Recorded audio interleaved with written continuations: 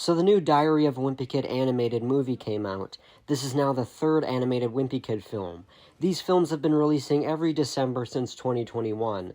I didn't review the first film back in 2021 for various reasons, but mostly because I had a lot on my plate at the time. I wanted to review the second movie in 2022, but I wasn't able to fit it into my upload schedule due to only uploading once a week. However, I finally have time to review this year's film since I now have a more loose upload schedule. But before I get into the new film, let me talk about the first two. The first Diary of Wimpy Kid animated film was made in response to the poor reception of the Long Haul movie, and I don't think I need to tell you how bad that movie was. Practically everyone on the internet has made it pretty clear. So I guess they decided to go the safe route and make animated movies instead. I mean, after all, they won't have to worry about the cast getting too old, which was the problem with the live-action movies. Wait, what?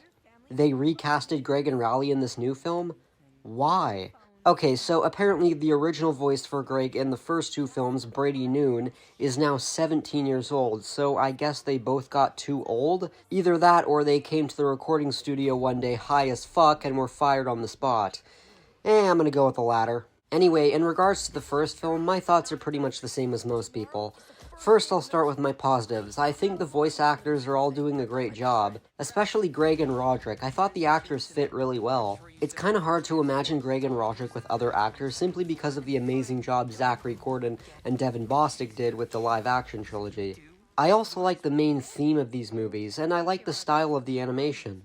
Now let me be clear, I like the style of the animation. Seeing Jeff Kinney's characters in a 3D animation is interesting, and I like how they use Kinney's drawings to show emotion on the models. However, that also leads me into the things I didn't like. Even though I like the style, the animation itself can be pretty hit or miss. Some of the models can be pretty stiff sometimes, and I know I said the voice acting is good, and it is, but there's a couple moments where Greg's mom's audio sounds really weird, and I don't know why that is. Her audio is fine with the other movies, though. Now let's talk about the biggest and most obvious problem with this first film. It's too short. Only 58 minutes, not even an hour long, is not enough time. As a result, it skips over a large chunk of the book. It shows the beginning of Greg's first year of middle school, then goes to the Halloween part, and then shortly after, it skips straight to the comic strip part, and has Greg's fight with Rally. It feels like you miss so much of the story. Another thing is that they changed certain things from the book. Now, when adapting a book and making changes, you need to ask yourself, is there a point to this change? Does it improve upon the book, or does it make it worse? Well, the animated movie makes things worse. The biggest change that everyone has already pointed out is that Rally doesn't create the Zooey Mama comic strip. Greg creates the strip, and then decides that he doesn't like it, so Rally steals the strip, and he ends up being successful with it. The whole idea of Rally getting popular from something Greg did is completely backwards. That more so seems like something Greg would do. Then there's small things that I thought were kinda stupid. In the scene where Fragley is chasing Greg through his house, they never show him picking his nose or chasing Greg with a booger on his finger, so it doesn't make sense that they show Greg reading the note, which has Fragley apologizing for chasing Greg with a booger.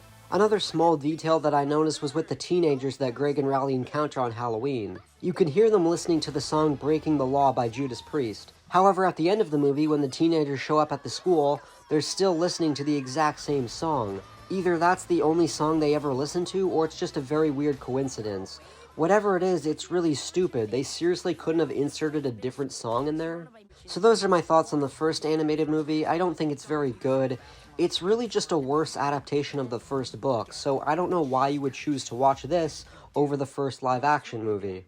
But 1 year later, we got an animated adaptation of Rodrick Rules, and unfortunately, it's not a significant improvement. The animation still has the same problems, and they even added eyebrows to Greg's model, which I think is very weird considering that Greg's original design doesn't usually have eyebrows. Rodrick Rules also has some of the worst jokes out of the animated films. The first film did at least have a couple jokes that I did think was kind of funny, but there wasn't a single joke in the second film that I thought was funny. Here's something that doesn't make sense. Why does Rodrick spit milk at Greg? In the live-action Rodrick Rules, it was established that Rodrick was upset with Greg for telling their mom about the party, so Rodrick spits milk at him as a form of revenge. However, the exact opposite happens in the animated film. Greg doesn't tell his mom about the party, and Rodrick is very appreciative about it.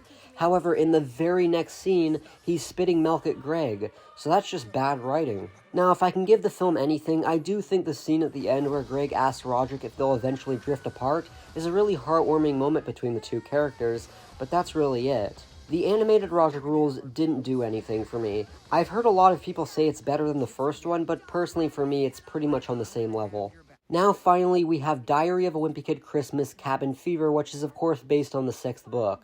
Now, originally they were going to adapt the 3rd book, The Last Straw, but thankfully they decided to adapt a book that had never been adapted before. So like I said, Greg was recast in this movie, but the weird thing is, when I was watching it, I thought it was still Brady Noon because the new voice, Wesley Kimmel, has a pretty deep voice, so what was the point of recasting Greg if he's still gonna have a deep voice? Man, I'm starting to think that my joke about them coming into the recording studio high might be true. Anyway, another weird thing is that they added Christmas to the title of the book.